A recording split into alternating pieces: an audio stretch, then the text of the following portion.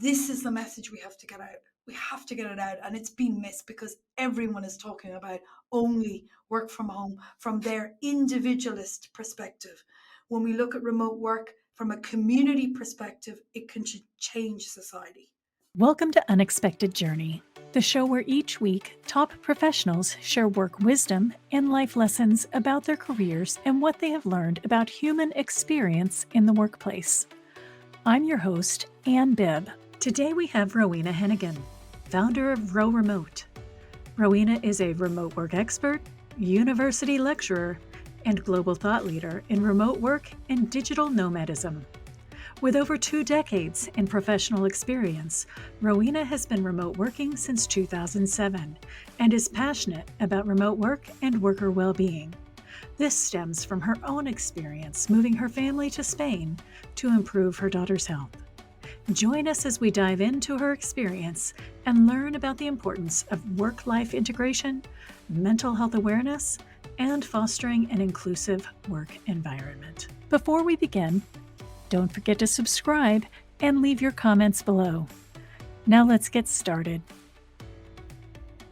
Welcome back to Unexpected Journey and welcome, Rowena. We are so excited to have you this week. And what an absolute privilege, pleasure, and at last, I'm so delighted to be recording this with you today. You know, we've known each other a while and we're now just sitting down and actually recording one of our conversations.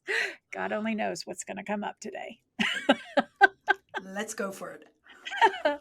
So, as we said in the intro, Ro has, and I call her Ro. I know it's Rowena, but you know we've known each other a while. So, but you have Ro Remote, and you work with a lot of startups.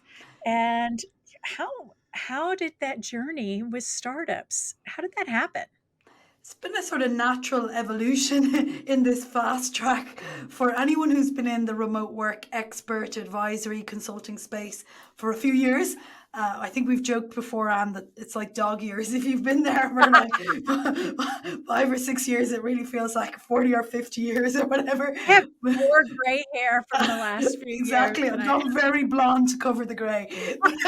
But anyways, yeah, over the last years with the pandemic accelerating everything so much, my work, which was focused very much on the skills around remote work, best practices, teams, organizational setup, behaviors, has started moving into business advisory for a lot of startups, remote first startups, high tech startups looking at the remote work market, because obviously this market has exploded for lots of different types of offerings, services. So it's sort of evolved in the last sort of 2 years into that. It's been a natural thing. And because I've been around for a little while, I'm mature in my career experience. Anyone who knows me, 20 plus years in technology, I guess I've lent into being able to support startups, that more business structure, strategy, organizational design, all of that, because it's something that I've been doing for so long in different guises. My first role in a startup was straight out of university in 1999 to 2000. So yeah, my first role was in a startup around the area of internet marketing in Scotland many years ago. So I've been there myself. I've been in a startup early doors. So that full circle has been interesting for me, and I've really been enjoying it and really enjoying more of the side on the strategy part of the work. So that's been fantastic. How did those working with those startups, especially over the last few years, change your perspective? Because we met, so that everybody knows, we met through like the remote work arena and going to different conferences and a lot of different things. So we are both in that area where we advise and help organizations. So we've been there for a while. How did working with these startups shape your perspective on remote work? What's been fascinating for me and is that There's been a lot of talk. If we look at the established remote work companies that you and I really know, the household remote names of it's so cheesy, isn't it? Doist, GitLab, all these ones, Automatic, all these ones that we would know well as sort of the well-known established ones. They obviously have been around for a while, but you could have argued before the pandemic they were the niche, they were the tiny percentages. We know that percentages have all gone up. So what's been really interesting for me is on a tactical operational level during the pandemic, all of us in our peer group were on high alert. We were in high demand. We suddenly were the most popular person that everyone knew to give advice and support. But that was reactive, Anne. It was very much help us figure this out quickly. So happening then in the sidelines was naturally a lot of companies, entrepreneurs, startup founders going, we've got these ideas off of COVID. We want to start creating and building. And the business models now that people can look at when they're forming that initial design, it's fascinating. And I'm an example of that myself. So back in 2020, in the midst of pandemic, when I was so busy, I was saying to myself, okay, I should be hiring people, right? I'll go to some of the people I know and I'll create a startup. And at almost 48, 49 years of age, I sort of said to myself, is this really what I want to do or need to do? And there evolved my solopreneur company of one journey, where I have 5 freelancers on my team delivering globally. Most of them have been with me for 3 years nearly now. And that's how I've built my business. So that new organizational model with the freelancer back support, where your resources freelance, is one of the things that I started looking at. And then the conversations started happening through LinkedIn, through different channels with these founders. So the perspective was very much when we untether away, and which we know that idea of being fixed to one place. And we say, well, our jurisdiction for registering a company may be in America, but we're global. We're distributed globally. We don't have boundaries of borders. We want to hire globally, whether we do it in a contractor model, freelance, whether we look at employment models via EORs, etc. But when founders start to do that, the perspective of their design from the start. And John O'Dinn's fantastic book on distributed teams talks about the blueprint for organizational design. And I know he leans in a little bit in there as well in that text about that initial design, that initial concept. And even in these 3 years, those models of how we can lean into freelance have evolved as well, how we can resource our businesses, our organizations. We can look at contractor models. All of these things have evolved. So that's a really good question about perspective. But I think what's really interesting is those founders that I've connected with, it's been wonderful because it's been what's possible. It's the whole like gambit. Because if they're saying we want to be remote first, I'm not saying that it's easier, but they've often got a much more open-minded view on how to do things. They're willing to listen when they're not tied to an office in Milwaukee with a real estate contract, etc., etc. They're just much more open-minded about possibilities of perspective, and that's been one of the things that's been really fascinating for me. So, what are some of the key considerations for, I guess, corporate governance is the best way to put it, in a remote first world, especially in that EMEA region? So that's the whole perspective that's quite different from if we look at America. So I've just qualified, a little clap for me, from the European Women on Boards training course, and that is a certification to hopefully bolster women at the big round table, at the boardroom table, going forward within the European region. And what that looks at is it's a 2-strand strategy, which will be interesting to people listening. It looks at the jurisdiction of the European Union, naturally, which means at least there's one sort of similar bucket, just so you know, politically, and with some of the legislation, each country is quite different still as well. But within that, there is going to be quotas coming in, certainly for public sector listed companies to have a certain amount of women on their boards. So anyone listening who wants to invite me to fill a quota, I'm happy to get at that table and go from there. So that's what's going to be happening in the European region. So I took that course for the two reasons: to understand that within the European whole region and continent, but also to speak and meet and train with like-minded women. And it was so diverse. We had people who are already on boards of very big private companies, right through to consultants or solopreneurs like me who are advising at senior level. And what happens in reality for a lot of the governance on is there's normally an advisory board which people make their way onto, and I'm on a few of them already, and then they would move up into the governance part, to the more formal, with the whole ESG governance structure that would go with it. So I'm at the stage where I'm on that kind of middle panel, moving up, hopefully. I've just secured my first voluntary NGO position, which is more formal for a board. But yeah, all of that's been happening really quickly since January. And what I brought to the cohort that just finished with EWOB, when we were doing all our little pitches, is the angle that there can be remote first setups. So many boards went virtual during the pandemic, and then they obviously met virtually. They did all their operations, which I believe was fun. I heard, because of course they would have been quite traditionally set up, not necessarily with all their documentation digitized, as we would hope for nowadays. Same practices that exist for remote work, best practice for teams exists for boards, as we know, would be the same thing. So a lot of them have learned the hard way. And even though sometimes in some boards they have to have one or two physical meetings a year in certain places, in general, what we're looking at is more and more tech companies in particular looking at that structure of advisory board, and above it the more formal board, where they are looking to, especially from business continuity perspective, create a resilient digitized version of their board, documentation, structures, reporting, etc. And therefore, in certain cases, not all, they can have people from anywhere in Europe who can sit on those boards. So and congratulations, because I did see your announcement that you had gone through this, and it's amazing. How does somebody get involved? How do they go through this course? There are so many women right now that are actually looking to become more involved and be included in boards.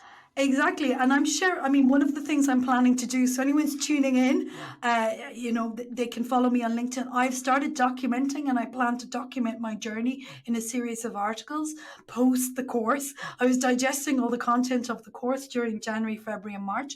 And of course, naturally, like anyone sat at any type of management leadership table, you're not going to be an expert in everything, right? So you may have experience in digital transformation like I do. You may have experience in marketing, in risk, and PR is one of the things I've worked on in the past, and your level of experience. So, for example, the fiscal governance is definitely the area I've had to brush up on the most. So that's been interesting, because that's everyone has to focus on one or two areas that they need to brush up on.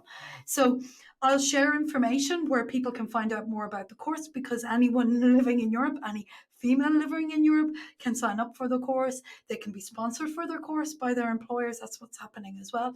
And it's a European Union supported initiative to help hit those quotas and bring this next cohort of women through. So we'll share definitely in the notes on that. But what I really want to encourage anyone listening, because I want to raise a rising tide raises all. And anyone who knows me knows that I am so pro supporting women. And so reach out, ask me. I'll happily do a call with you one-on-one if this is resonating with you, if you're interested in finding out more about my journey so far. I can't speak for every region in the world because it's slightly different, but certainly being involved in this training course in Europe has been fascinating for me. I love that. I love lifting each other up, supporting each other. That's exactly how it should be. It is really, really about that networking piece, that community piece, Anne. And the other thing that I really, really learned from doing the course is conversations like this. Like I'm before I think women overthink things. That's the first thing sometimes. I know I do it, right? I know I do it. And we also want to be over prepared. And that was one of the reasons I hesitated from doing the course, because I went, well, I don't have that fiscal knowledge. And it didn't say that I had to have it to do the course. So what's been really, really good is, some people might say it's fake it till you make it, but I think often with women, and certainly as a woman of 50 years of age, in most of my life in the last 10 years, I've been over prepared for things. I'm my toughest critic. I'm the one who's really, setting the high standards. I've often gone up on stage and said, oh my gosh, that was like 10 hours too much prep for that. And I'm not saying it happens all the time, but I certainly think attention to detail wise, conscientiousness, we tend to not just be better prepared, but we also underestimate our skills and our abilities. We forget about experience. The imposter comes in sometimes quicker than it should. And that's why anyone listening who's going, I want to sit at that table, reach out to me and And I'll help you. I think, at least in my opinion, it feels like everything that you just said is a big reason why it has been so difficult for that glass ceiling to be so difficult to be broken, especially in the context of remote work. I know that you have been a huge proponent of breaking that ceiling. Can you share any challenges or successes that you have experienced in that area? Oh, definitely, definitely. I mean, it comes from the 20 years experience. I used to work with, just after my daughter was born, I was doing a part-time contract in Dublin before we moved to Spain. And I was working with a well-known trade association running some events with them, mainly marketing, but some events. It was only part-time. And we could not get women to come forward, Anne, for the speaking. We were a team of three women, and including a really dynamic CEO, and we tried everything. I remember for that year we would have huddles. We would be, how can we not, we'd be approaching large agency type organizations, and our contact would give us 6 or 7 women's names for different things, and we couldn't get the women to come forward and this was, as I said, this is sort of 8-9 years ago. So I've been there and I saw it from the other side where I was asking, why aren't you confident? Why are you worrying? And then when you dig in, you find they're dealing, and this is the reality, any woman listening, it's someone in a really high profile job, highly paid. Okay, this was Dublin a few years ago. So you can imagine some of the pressure. Normally at a stage in their career where they have children, I'm not saying they all have, they're maybe recovering from childbirth, sleepless nights. The last thing they want to do, even though it could be the best thing for their career, is to get up on stage. And if there's any little inkling of doubt, it's the first thing that kicks in. So what we did was we would do one-on-ones with them. We converted a few, but what's been really interesting to me as well is then that from a start, women feeling nervous about putting themselves forward. It's why Mm. now finally we have some international speakers that are women. We finally are getting more of that through. But back even at that stage where they're being invited and they're saying no by default, not even considering it, and that's what was happening in the main. I saw it from the other side. I had conversations with women which really made me go, I won't underestimate my value. I won't do it because that is a disrespect to the fact that I've worked for 20 years, etc., etc., etc. So, what I've taken with me through is I have tried as much as I can, and at times it's been called aggressive, at times it's been called a troublemaker, to find out about pay transparency, particularly in events. Particularly in events.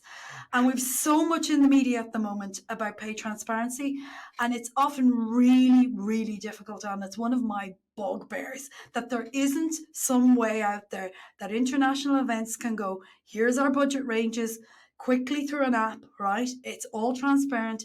Everyone pitches, right? Everyone pitches at once. They have a deadline. Now, some of the public sectors do it, but it doesn't need to be, as long convoluted. And everything afterwards gets published, and it's just all clear. This person won for these 3 criteria. And yes, they don't have manuals. They don't have panels with 5 men and the token female moderator. So so I have reached out to a lot of similar women of a certain level. Anyone who's listening who wants to reach out to me. Yesterday, I shared pricing with someone who asked me very directly on LinkedIn. Actually, yesterday I shared with a woman and a man and said, this is my range. This is how because we just need to be more transparent. And I have a lot of contacts where, we'll speak about it and we try and support each other. So all I've tried to do is know my value on an individual level. I've tried to honestly tell anyone who asks me, but I have also had my fingers burnt a few times, and I'd still do it again by calling out when I see very, very male orientated events. And I know, myself included, that women have been asked to speak for free and the men are being paid. So I have called it out. And I this is very close to my heart because I too have been to so many different places and conferences, and I'm like, I feel like I'm one of 5 women in a room of hundreds of men. And it's not and I want to be clear to everybody that's listening. It's not just women. It's people of Yeah. color. It's people that fall into the LGBTQ spectrum. It is even people with disabilities that are not being represented. It is people that don't have an identifying gender. So there is just a lack of equal representation across the board, and that is where I think from that, uh, when you're at a larger conference and you start to recognize I'm not, or somebody like me is not being represented at the speaker level, that starts to kind of resonate, especially if you go to a conference and you recognize that there are a lot of women or people of color in the room, but there's not one of those on the stage. That's a problem. Why is that happening? I don't know why it's happening. I don't know why it's happening. I do think, and I've had some conversations with people in the community, and it's something that I'm going to progress in person in Lisbon with someone next week, that we need a concentrated effort within the remote work community to advocate more clearly for all those groups you mentioned. So exactly the same. And about 2 to 3 times a week, to be honest, I've had one conversation this morning other than this, and one yesterday, where it was about equality in not just an event, in representation in a group. But I also think what's really, really interesting is the point I want to make here, because you've brought up the whole angle of the LGBTQ community, the possibly disabled, etc. And especially, it's one of my real personal passions, because my journey to remote work really became my passion when my daughter was really, really sick with chronic asthma, because I sat in that space of, if I didn't have remote work for those 18 months, I wouldn't have had work. And I'm not saying it's the same. It was like temporary, temporary, almost being restricted to being able to work from home, right? Only being able to remote work. But I saw a little bit, I had a slice of what it could be like if your only access to work was remote work. For the displaced people in the community, for the disabled, for the chronically ill, for the neurodiverse, for all those people, for these people with anxiety, depression. And what's really, really interesting to me is, as a remote work community, as they start to get more represented, and I hope this comes across the right way I want to articulate it. If you ask someone like that to come on stage and share their lived experience, as humans, we need to recognize that that is a lived experience which could be traumatic for them. Many of them haven't had work before. They've maybe been excluded by society. Again, their voices are starting to be raised. And I really want to also plead that we take very much care and empathy for that, because more and more that's coming forward as part of the remote work discussion. But I also want to make sure that as leaders, we're being as empathetic as we can and considerate, because a lot of us who remote work have privilege that we take for granted. We've talked about remote work a lot, but you also have mentioned digital nomadism. Mm. And can you explain the difference between the two? So, nearly all digital nomads use remote work to earn as they or make their living as they travel. Whereas, of course, as we well know, Anne, one of the things I often have to repeat many times a day is when you work from home only, it's not really just remote work. Remote work is about choice of location. Uh, Choice of location and choice of work location. And one of the biggest misunderstandings, just to get that out of the way, is that when we're working from home, we totally understand remote work until you've taken what you see in front of everything you see in front of me, other than this very posh mic, but everything else that I have in front of me goes into a small backpack, and I can travel and I can work from anywhere with it. I'm set up like that. Some people obviously can have two setups where they've got a more stable location with other screens, all that. But I am full mobile. Why? Because for me, and there's loads of definitions of digital nomadism, we can add this into the notes as well, because I work with some academics in this space, and there's so much postulating, love that word, going on about what is, what isn't. I consider myself nomadic because I don't want to be tied to one place. My family feels the same way. We find it considered very personally for two reasons. We had to leave Ireland due to chronic health situation. Global mobility saved our family. Our child started getting better. My career evolved. Our purpose evolved as a family, and that was to travel. And that's, even though we're settled for the moment here and this is our base for now, we travel 4 to 5 months a year. And my daughter has been to, I don't know, 13, 14 countries, even during COVID. She's 9. And we're planning our next trip at the moment. So we're part-time nomadic. We don't have a fixed base. We've no mortgage, right? Uh, we've got some stuff in the apartment that we're based in, but we are looking certainly in the next 3 to 5 years to also being fully nomadic when she's a bit older. Obviously, everyone got tied down during COVID, so we had that 2-3 years of sort of being in the one place. So global mobility is a core family value for us.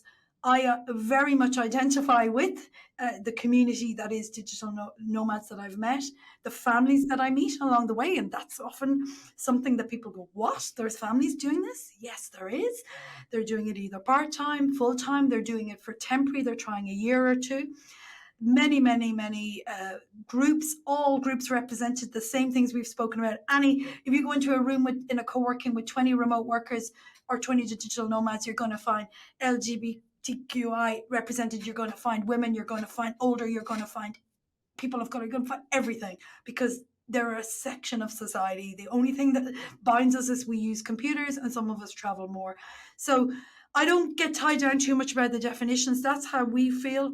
We go away 4 to 5 months a year. This year, we're going to Italy, to Tuscany. We're very, very excited. We're doing it in the car again. We're going to Boundless Life, which is one of the startups I work with. They are fascinating for anyone listening. Find out about them in the notes. Boundless Life are just such an interesting startup. So Boundless Life recognize that people want to travel, particularly the American market want to travel, and they want to go to different places in the world, and they want their children to experience very good types of schooling, world traveling, schooling. So they have created education centers. At the moment, they've got 3. They've got one in Sintra in Portugal, which we spent last summer. We spent so many weeks there. This summer, we're going to Tuscany. They have one also in Syros in Greece on an island that's meant to be amazing.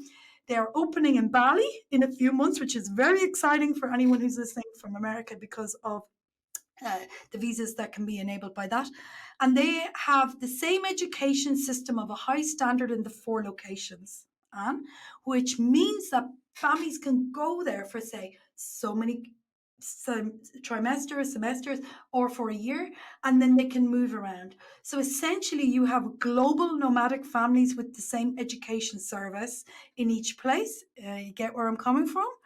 So the primary and secondary systems are there. International qualifications are being accredited. It's a world-class system. It's unbelievable. The 2 women co-founders who've designed it, Susanna and Rekka, incredible. They're Montessorians. Susanna's coming from the Finnish system, which is world renowned. honestly, the education service is mind blowing.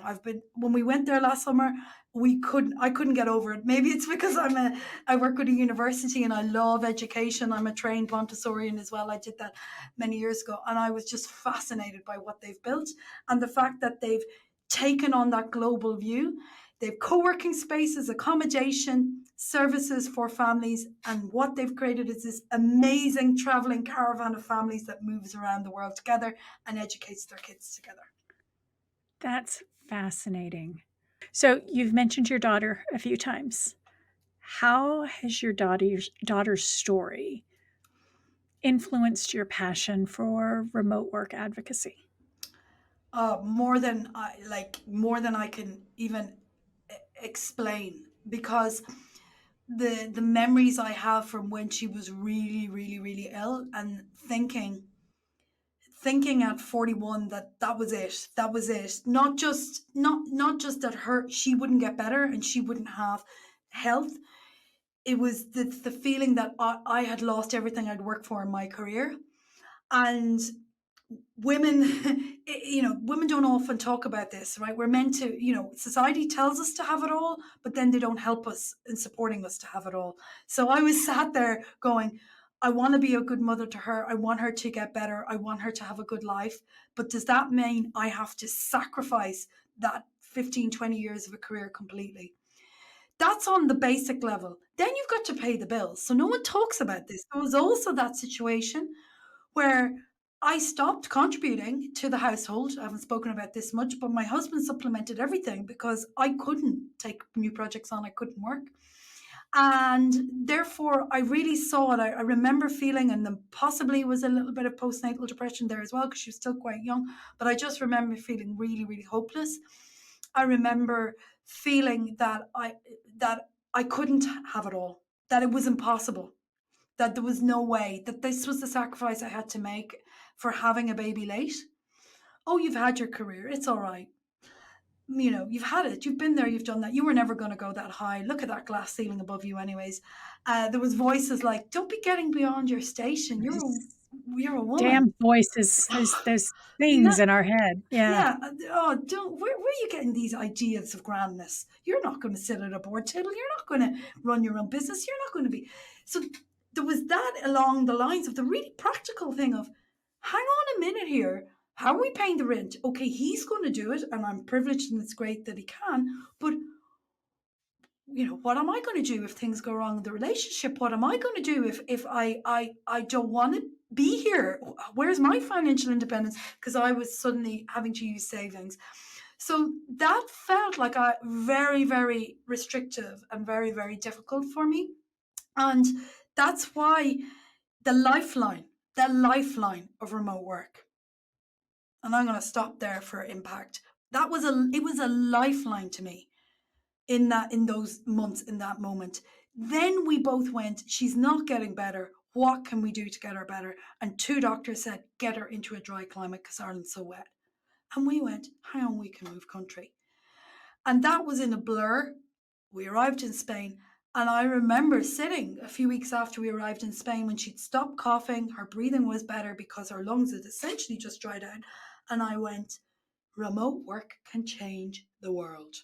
Because for me as an individual, it had changed my world and my family's world. So that lifeline, that's why I'm so passionate. I don't understand a disabled person's position. I would never claim to. I don't understand every single community that it's impacted, a displaced person, whatever. But I do understand that emotion I felt at that lifeline. And that's why I think we need to remember that more. And that's where my passion comes from. I just love the passion and the love and the care and the empathy when you talk about this. And I am so glad to hear how well your daughter's doing. And she's so much better.